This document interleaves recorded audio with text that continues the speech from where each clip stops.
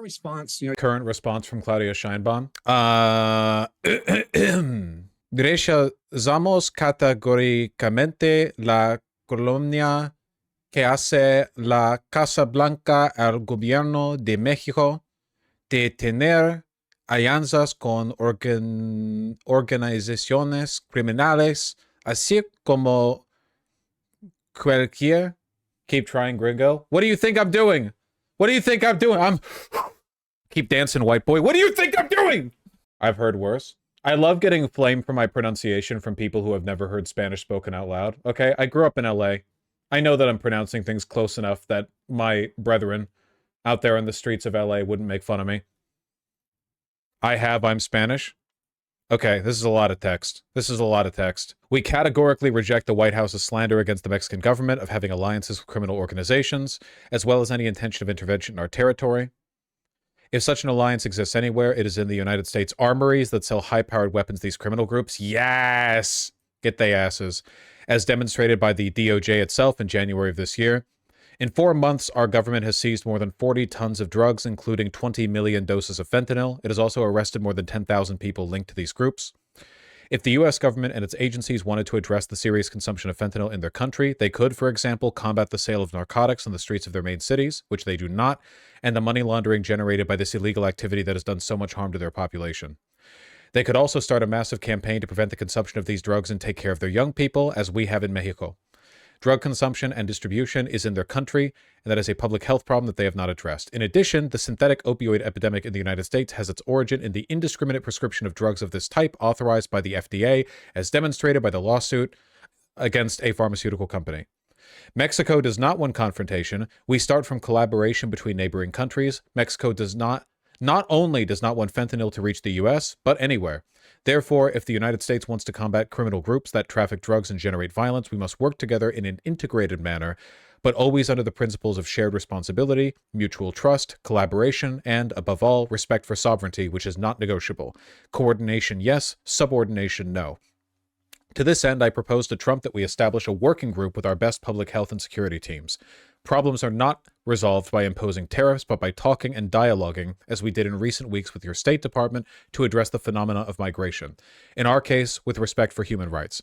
The graph that Trump has been posting on social media about the decline in migration was created by my team, which has been in constant communication with his. I instruct the Secretary of Economy to implement Plan B that we have been working on, which includes tariff and non-tariff measures in defense of Mexico's interests. Nothing by force, everything by reason and right. Damn. You wouldn't see an American politician talking like this. Type shit, yeah. You go, girl. Imagine a world where Democrats speak like that. Yeah, it's worth remembering, like, not only is this leagues above Trump and Republicans, but Democrats don't talk like this either. Not even close. Inflation kind of is the... members of his cabinet to address this critical moment for the country. Today, the United States informed us they will be imposing... Okay, all I'm saying is this. We want aggression. We want clear language. We want retaliatory tariffs. We want Trump to get pushed back in this bullshit. We want him to hit the wall. Okay. 25% tariffs on Canadian exports to the United States and 10% on Canadian energy. A decision that, should they elect to proceed with, should take effect on Tuesday, February 4th. Cette décision met en péril une relation économique. I'm sorry, you guys have to be exposed to this. Une relation qui a été la source de He is obligated to speak in French. The source of prosperity, wealth, and opportunities on both sides of the border. Tonight, first, I want to speak directly to Americans, our closest friends and neighbors. Hi. This is a choice that, yes, will harm Canadians, but beyond that, it will have real consequences for you, the American people.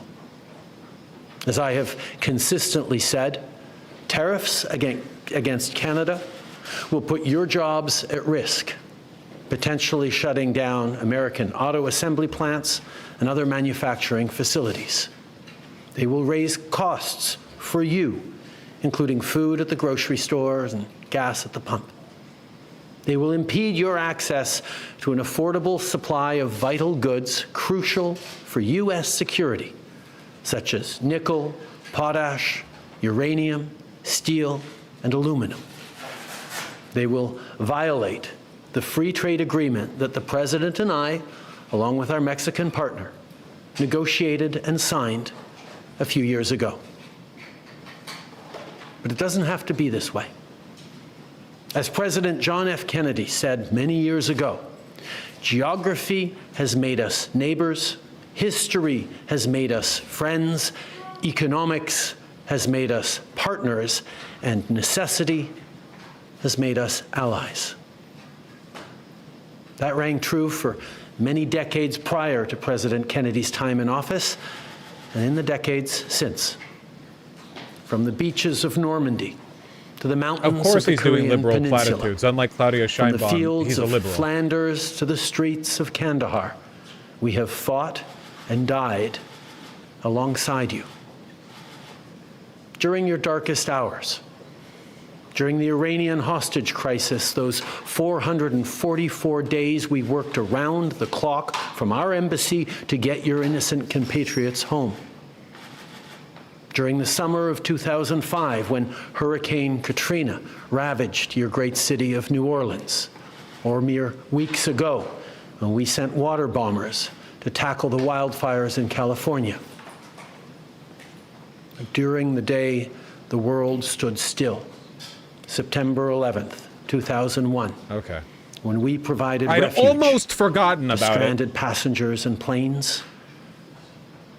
We were always there, standing with you, grieving with you, the American people. Together, we've built the most successful economic, military, and security partnership the world has ever seen. A relationship that has been the envy of the world. Yes, we've had our differences in the past, but we've always found a way to get past them. As I've said before, if President Trump wants to usher in a new golden age for the United States, the better path is to partner with Canada, not to punish us.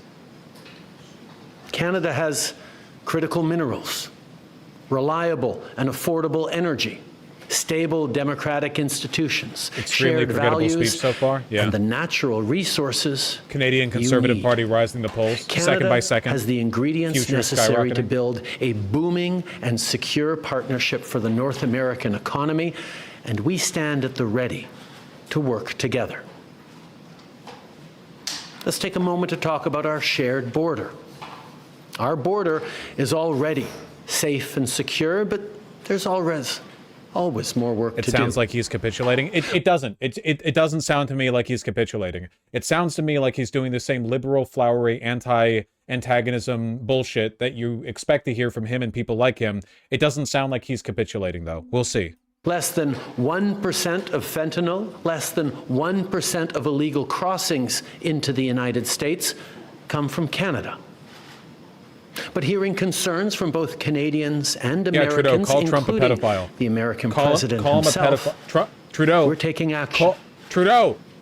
We launched a $1.3 billion border plan that is already showing results, because we too are devastated by the scourge that is fentanyl, a drug that has torn apart communities and caused so much pain and torment for countless families across Canada, just like in the United States. A drug that we too want to see wiped from the face of this earth.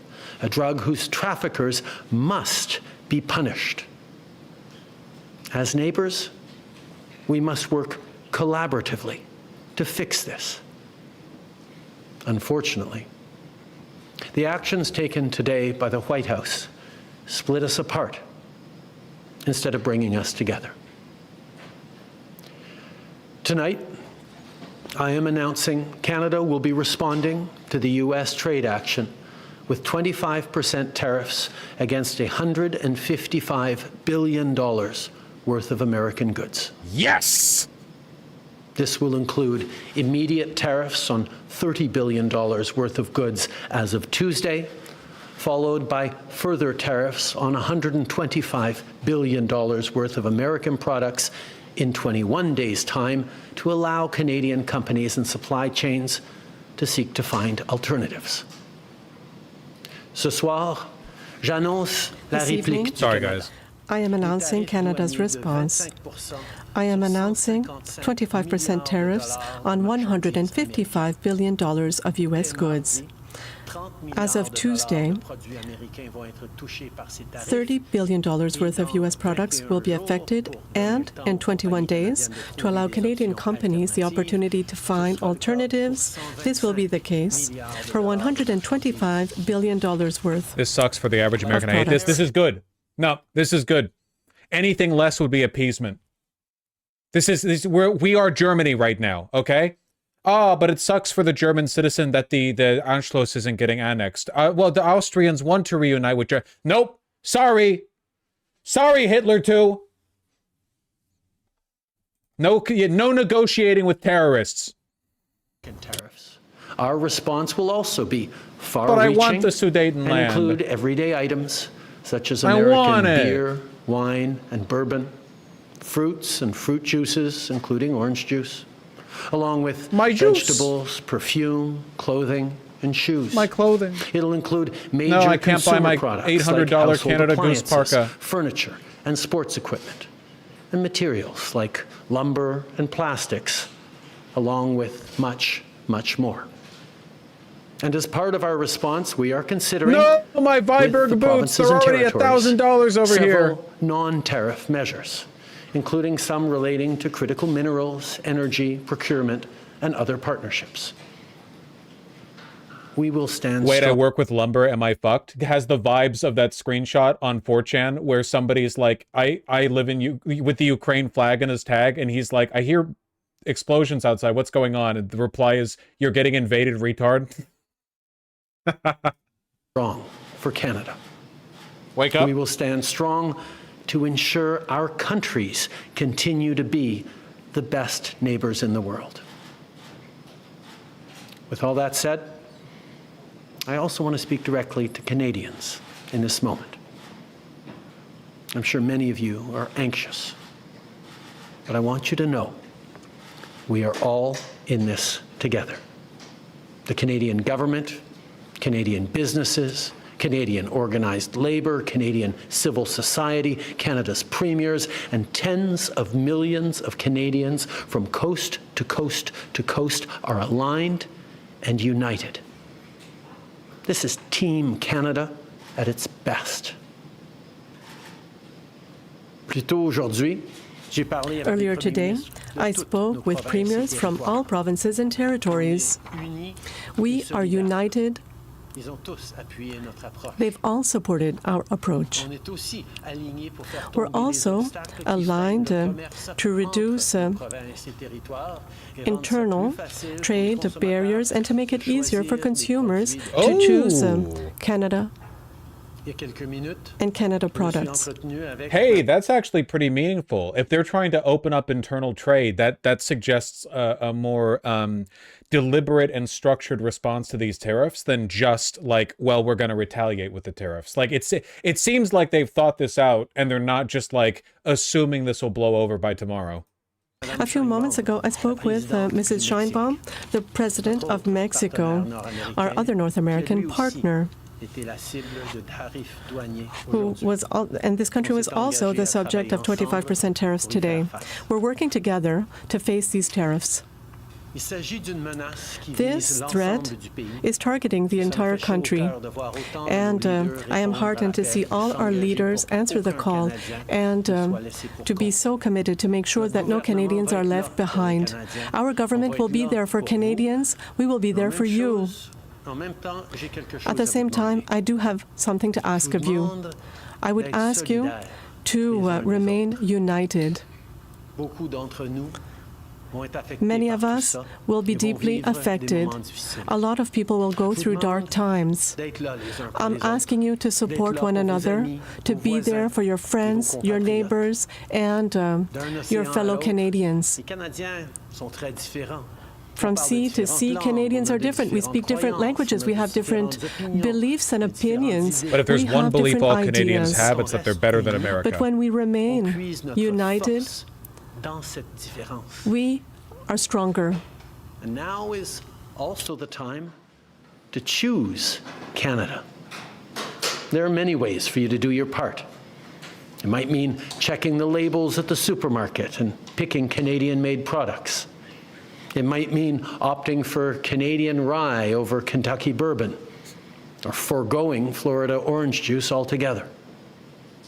It might mean changing your summer vacation plans to stay here in Canada and explore the many national and provincial parks, historical sites, and tourist destinations our great country has to offer. C'est le temps de choisir des produits d'ici. It's time to choose Canadian products and to support Canadian businesses, to support our farmers, our producers, our workers, our business owners, our artists. It might mean doing all of these things or finding your own way to stand up for Canada. In this moment, So this is really good, right? We This must is pull about together. best case scenario, yeah. Assuming Because that we love that they this hold country. strong. we pride ourselves on braving the cold during the long winter months. We don't like to beat our chests, but we're always out there, waving the maple leaf loudly and proudly. I don't to like that he's celebrate- responding to terrorist isolation. He's not responding with isolationism. He's being cooperative in Mexico, but he's saying like, yeah, we're going to have to rely more on our own domestic production, which is what else is he going to do, you know? Celebrate an Olympic gold medal. On a notre propre identité. I wonder what We the have markets are a going to look like distinct identity. in the We have our own Monday history morning. and our values. Canadians are welcoming, open, innovative, and ambitious. On préfère régler nos disputes We avec prefer to solve our differences with diplomacy, on est prêt à se battre. but we're prepared to fight if it's required. Canada is home to bountiful resources, The breathtaking hedge funds beauty, are going big on and shorts. proud people who've come from every corner of the globe to forge a nation with a unique identity worth embracing and celebrating. We don't pretend to be perfect, but Canada is the best country on earth. There's nowhere else that I and our I don't 41 endorse these million messages. strong family would rather be. Rather. And we will get through this challenge, just as we've done countless times. I think one thing that actually makes other countries better positioned to wage economic warfare on the United States is the fact that Americans actually have very little national pride compared to a lot of countries. Americans pretend to be in favor of national pride, then they buy cheap shit off Temu. All their shit's like imported, none of it's domestic. Like they have nothing on France, you know? Like other countries have cultures they try to protect. America doesn't, not really. I mean, we do, but the kinds of people who are causing these problems don't. They want big, empty suburban McMansions and cheap bullshit from Canada. They want convenience. They're loyal to their convenience. They're loyal to they pledge their allegiance to like a set of economic virtues, not to any like genuine culture, you know? Meanwhile, in Canada, much of the EU, I think a lot of those countries take way more pride in their industry than we do. Because basically every American company isn't American. They're international. Every American company that's big enough for people to know about it got so big that they're not American anymore. They're just part of global capital. You know, it's just finance now. Nothing's real. Times before, together. Thank you. Merci. Vive le Canada. All right, so we'll take 20 minutes of questions, 20 minutes de questions. I'll listen to a few, but I really have to go question soon. suivie. Merci. Bonsoir, Monsieur le Premier ministre, Raymond Filion de Good evening, TVA. Raymond Est-ce que vous Filion, avez TVA. Have you tried to speak with President Trump today or in the past few days? Ever since the inauguration, I've been trying to reach President Trump. I hope to be able to speak with him soon. It's been since the inauguration that I've been reaching out to speak with Donald Trump. Holy shit!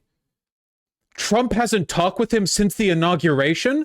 He's met with, like, Putin? He's met with, like, everyone. Oh my God. Speak with him sometime soon.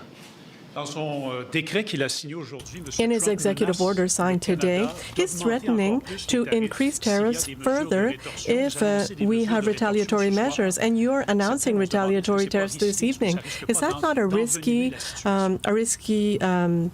gambit. We will always do what is necessary to defend Canadians, to defend the interests of Canada. It's like genuinely so anti-American. I'm not even saying this is being done because Trump is a Russian plant, but if Trump was a Russian plant and his goal was to alienate us from every single one of our military and economic allies, he would be doing exactly what he's currently doing. It would be like literally like all of American power is in the global hegemony that we maintain through strong economic alliances and military alliances, and he's destroying all of them as quickly as possible. You might as well be a plant. Retaliatory measures are a suite of measures. They are strong but appropriate in this case, and we will continue to defend Canada, Canadians. I think he was saying he has been speaking with him since he took power. No, I think he said the opposite, that he's been reaching out and he hopes to speak soon. I know he not talking to him in 11 days, incomprehensible. Like, Trump's administration has already talked to Sheinbaum in Mexico. And our future. Good evening, Mr. Trudeau. You mentioned that you were looking at other measures that are non-tariff measures. Could you explain further? Yes. There are many initiatives outside of tariffs. There are many things that we can do as a country. We have talks between provinces and territories with regards to... Does the Dow open on Sundays? No. Okay, we get the point of this. I have to go soon. Why are they talking in French? Because Quebec whined until it was mandated that a portion of all of the president's speeches have to be delivered in French, which is very funny. President of trade group that includes Canadian manufacturing operations of Honda and Toyota says automakers on both sides of the border will quickly shut down assembly lines or to do tariffs. No! Oh, man. We're hurtling towards a wall. Are Trump's tariffs in effect? No, not till Tuesday. But that doesn't matter. Businesses are going to shut down before then. They're not going to wait up until the last second, you know? Gas prices will go up from tariffs? I could have told you that. Sorry, the link won't work for me because of the way the thing works. Shut up. Okay, yeah. Holy shit, dude. Does nothing wins? Over and over and over again. Where are you going? I have a life! Any chance Trump backs down? If he backs down, we have to bully him forever. Like, this is such a all-in gamble. This isn't just like this isn't just like a, you know, oh, if he backs out, whatever. He is hedging all of America's economic credibility and his administration's geopolitical credibility on this. He has been threatening and threatening and threatening, and he's right up on the wall here. If he plays chicken and loses, I think he was betting on Mexico and Canada backing down. But yeah, like any semblance of like any of the rhetoric, any of the bullshit from Trump about like being the economic strongman, tariffs. It's a beautiful word, the most beautiful word in the English language. All of that falls apart in an instant if he backs down immediately. Beautiful word. Yeah, I saw the Canadians booing the American national anthem at that game. How long will the tariffs last, do you think? I don't know. Nobody knows. What do Canada and Mexico gain from retaliatory tariffs? They're retaliatory. The point from their side is A, punishment, make you hurt as well, which is good, and B, to further incentivize domestic production, to focus on, to further incentivize, like, essentially protectionist policy.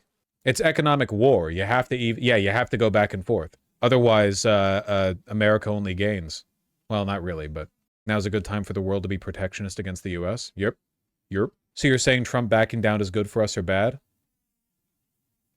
I want him to not back down because I want Americans to suffer as much as possible. I want every grandma living in West Virginia to have trouble affording her food. I want every suburban McMansion Trump supporter who living in the suburbs outside of Austin to cringe when they see the gas prices. We are an arrogant, despicable nation, and we are literally, for no reason, destroying our alliances, our economic prosperity. We live on top of a mountain, and we're screaming at the sky because we're not higher up. If suffering is what it will take to bring us on the other side of this, okay. It's not a matter of whether we deserve it. It's not a matter of whether or not it's morally good. We're on a race to the bottom. If some amount of suffering now keeps us from going where we're going, something has to shatter the confidence.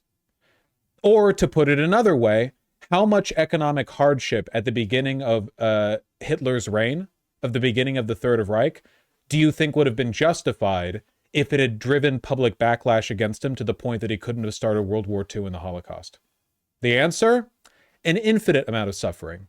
That's it. It's not about being nice. I'm sorry, man.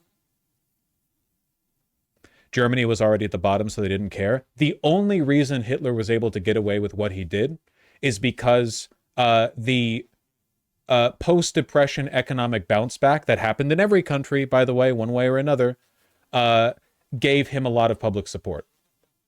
He was appeased by the people around him, and he was able to bounce forward off the momentum that he got from picking Germany out of the Great Depression, which again, no big praise there. Every country got over the Great Depression.